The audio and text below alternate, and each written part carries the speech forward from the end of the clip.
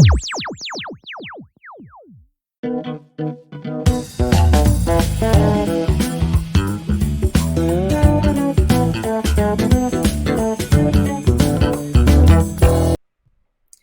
everyone, in this video we are going to discuss on tutorial 13. So the topic is gravitational force and gravitational field. Okay, the first question. Students of masses 50 kg and 40 kg respectively are seated 0.5 meter apart. Calculate the gravitational force between them. Hence, explain why the students do not accelerate towards each other. Okay, in this question we are given mass, so we name as mass 1 and mass 2. Then the distance between them is 0.5 meter apart. So the gravitational force, we use symbol F, and the formula we are going to use is F equals to Gm1 m2 over r squared. Okay, the G value, gravitational constant, is 6.67 times 10 to the power of negative 11. Mass 1, 50, and mass 2 is 40 divided by distance 0.5 meter. So square. So the answer is 5.34 times 10 to the power of negative 7 Newton. So why the student do not accelerate towards each other? So you see here that the value of 5.34 times 10 to the power of negative 7 Newton is too small to overcome the frictional force between the students and the surface they are on. Okay, next we go to question 2. The radius of the earth r equals to 6.4 times 10 to the power of 6 meter, and the acceleration of free fall at the equator is 9.81 meter per second per second. So what is the acceleration of free fall at a height of 6.4 times 10 to the power of 5 meter, or at the distance of 1.1 r from the center of the earth? So it mentioned here or, so you can choose either one, but actually they are the same, about the same value.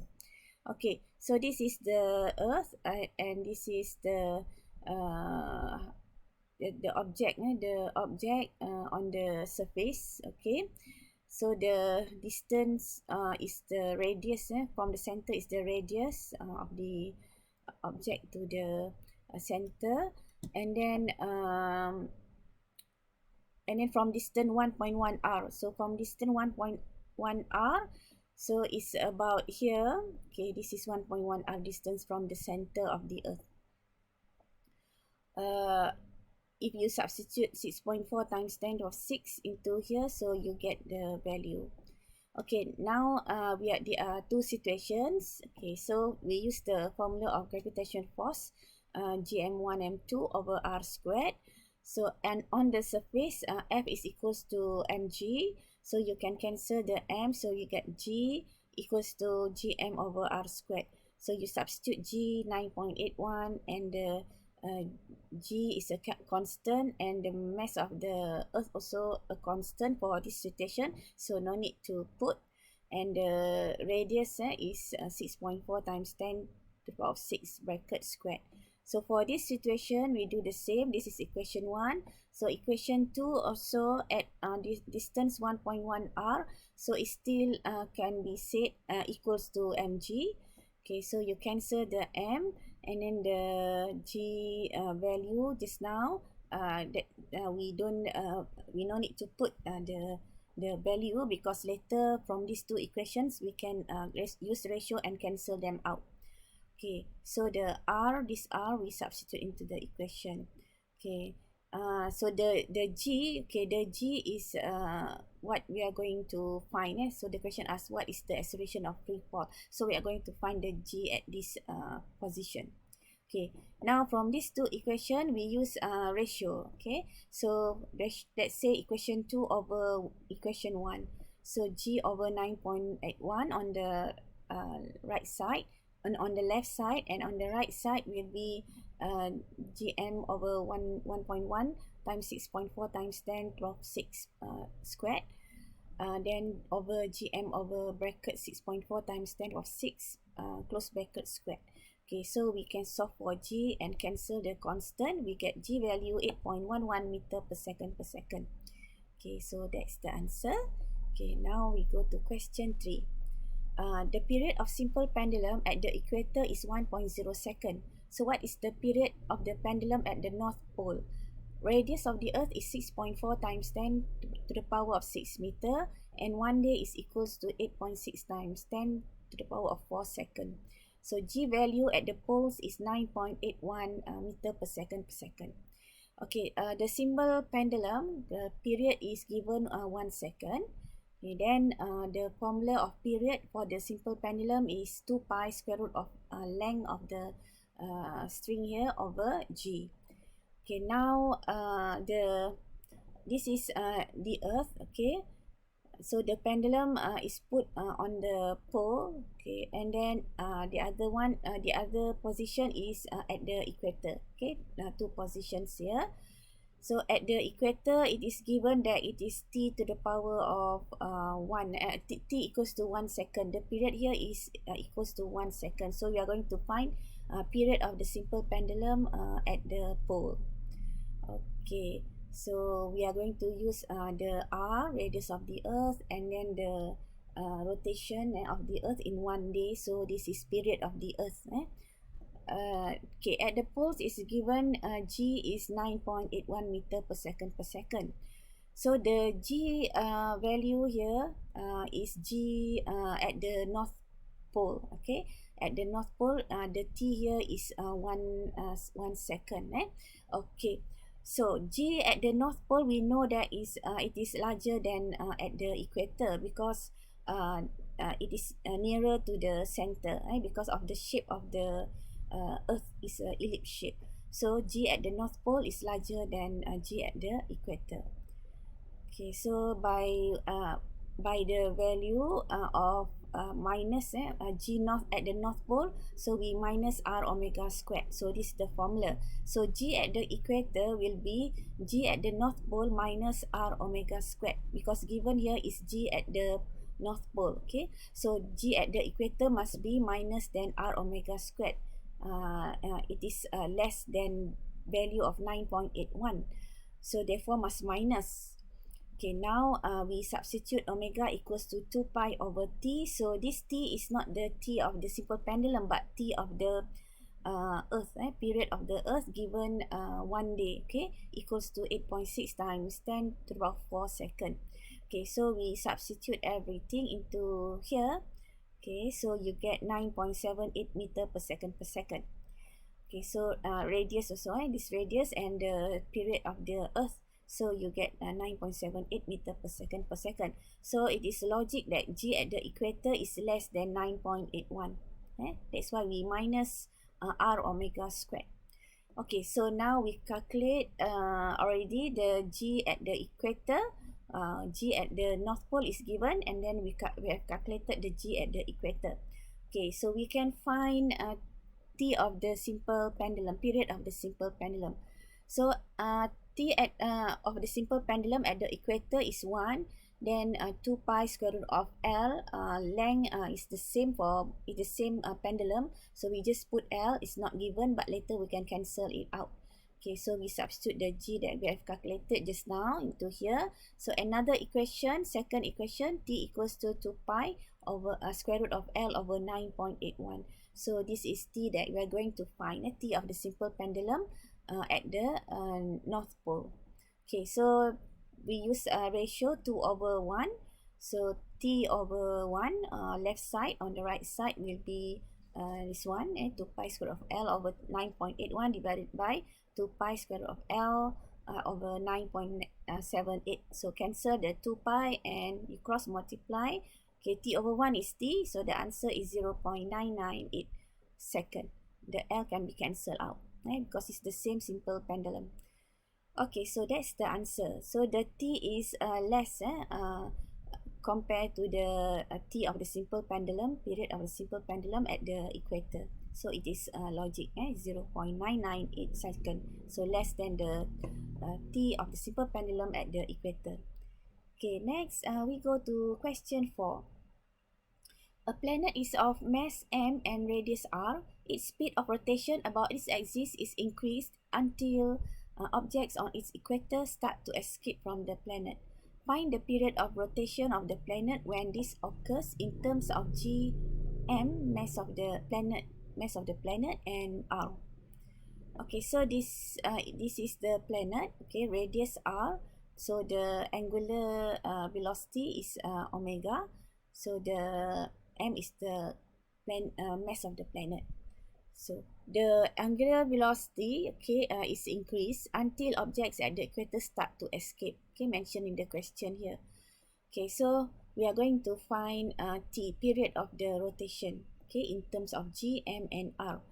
So from here, we understood that when the object start to escape, so that's mean the g value is equals to 0. Okay, the g value is equals to 0.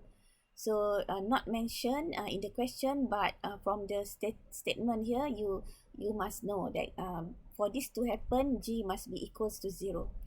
Okay, so from the equation, uh, g prime, okay, equals to g minus r omega squared. Okay, this is at the equator. Okay, so the g value is less at the equator. So we minus r omega squared. Okay, so let's say g at the pole is given g, and g at the equator will be g minus r omega squared. Okay, so this g prime at the equator is equals to 0. Okay, when this happen, when the object start to escape. Okay, when the angular frequency is increased. Okay, so now the equation become g equals to r omega squared. Okay, then we substitute this r. It's already formula use a letter r. Okay, so for the from f equals to gmm over r squared, so f is mg. Okay, so cancel the m, so we get cross multiply, so we get gm over r squared equals to r. Okay, this is this is centripetal force. Okay, is provided by the gravitational force. Okay, so the gravitational force provide the centripetal force, so we use mr omega squared. Okay, mr omega squared. So this is I make correction here. This is not g, but this is mr omega squared. Okay, omega squared. Okay, so we cancel the m, so we get r omega squared equals to gm r squared. Okay, so now we substitute into this value. So we get g, and then omega is 2 pi over t, so we substitute also this value. Okay, so r, omega is 2 pi over t, okay, bracket squared. So equals to gm over r squared. So therefore cross multiply, we get t equals to 2 pi, sorry, square root of r cube over gm, because this r cross multiply, we get r cube. Okay, okay, so this is the period of the rotation of the planet in terms of gm and r. Okay, gm and r. Okay, so it is all in the terms asked by the question already. So this is the answer. So this is the g value. Okay, r omega squared. Okay, so now number 5. Number 5. A spherical planet is of mass m and radius r. So the acceleration due to gravity on the planet surface is g. So derive a formula for the mass m of the planet in terms of r, g, and gravitational constant g. Okay, and then find the height h from the surface of the planet where the acceleration due to gravity is 1/3 of the g. Okay, for question A, given m, okay, the mass of the planet, small letter m, then the mass of the object, let us put as m prime. Okay, then radius r, and the g value is we use g, because on the surface here mentioned this is g. Okay, from the gravitational force equals to gm prime m over r squared. So you substitute F equals to mg on the surface of the earth. The F is mg, so equals to gm prime m over r squared. So cancel the m prime, okay, m of the object on the surface. Okay, now we cross multiply, we get g r squared over g. Okay, so look at back the question. So the answer here, all in the given terms, r, g, and gravitational constant g. So this is the answer. Okay, now for question B. Find the height h from the surface of the planet where the acceleration due to gravity is 1/3 of g. Okay, this is equation 1. From A, we name this as equation 1. So the object now is put at height h, at height h. So the distance from the center will be r plus h. Okay, so r plus h. This is student always forgot to plus the r. The distance must always measured from the center of the planet. So you must use r plus h. Okay, so now we use substitute into this equation that we get from A. Okay, m equals 2. So the g value is 1/3, 1/3 of g. So distance is r is r plus h bracket squared and the g value. And this is equation 2. This is the second situation. This is the first situation on the surface. This is on the height h. Okay, so now we use ratio. So 2/1. Right side, m over m can be cancelled out. Okay, on the left side, so this one over this one. Okay, so you can cancel the g and can bring up 3. What else? G also cancel out, so expand the bracket and you solve for h. So the h value is 0.732 r.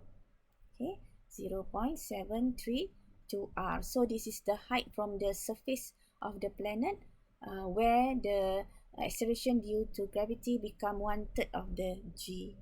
So the height is less than this h value. So it's less than 1. So it's 0.732 of the r, right? Of the r of the radius of the planet. Okay, that's the answer. Now we go to question 6.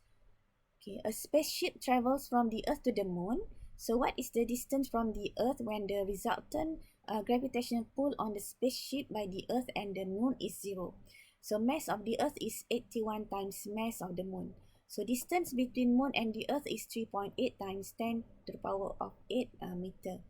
So distance from the Earth when the resultant force 0. Okay, so that's mean here, this is what the questions want. Okay, so this is the Earth. Okay, this is the Moon. Okay, the distance between them is 3.8 times 10 to the power of 8. So this is mass, let's say m is mass of the Moon. So mass of the Earth is 81 times m, mentioned in the question here. Okay, so now it travels to the Moon. So let's say somewhere in the middle here, the gravitational pull on the spaceship by the Earth and the Moon is 0. So somewhere here, the distance is somewhere here where the resultant gravitational pull is 0. Okay, so let's say the distance the spaceship to the Earth is r, and the Moon is 3.8 times 10 to the power of 8 between them. So therefore distance between the spaceship to the Moon will be 3.8 times 10 to the power of 8 minus r. Okay, so now let's say the mass of the spaceship is m. Okay, so when there are there are forces balance, the force by the Earth on the spaceship and the force by the Moon on the on the spaceship. So force Earth, we use F Earth equals to F Moon symbol. Okay, F Earth equals to F Moon symbol. This is where the resultant is 0. They must balance lah for them to be 0. Okay, so you substitute the formula gmm over r squared, and then the m of the Moon and the m of the m of the spaceship, m small letter, and mass of the Earth. Okay, this pair between Earth and spaceship. Okay, gmm over r squared, and then another pair is between spaceship and the Moon. So that's mean G space gravitational constant, then M of the spaceship times M of the moon. Okay, then the distance between this pair, spaceship and the moon, is 3.8 times 10 to the power of 8 minus r bracket squared.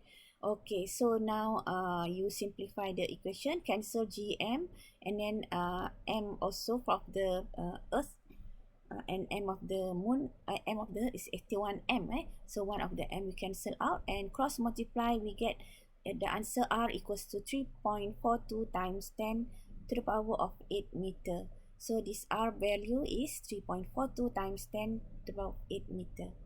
Okay, so that's the answer. Okay, and then the question 7.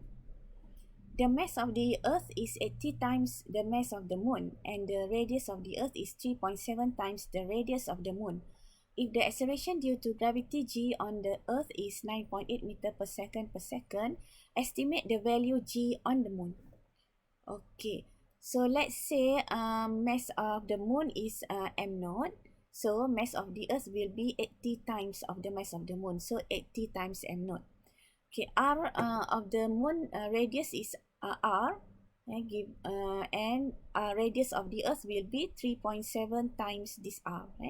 Okay, so g earth is given 9.8. So g on the moon is let's say g prime. So we are going to find this g prime.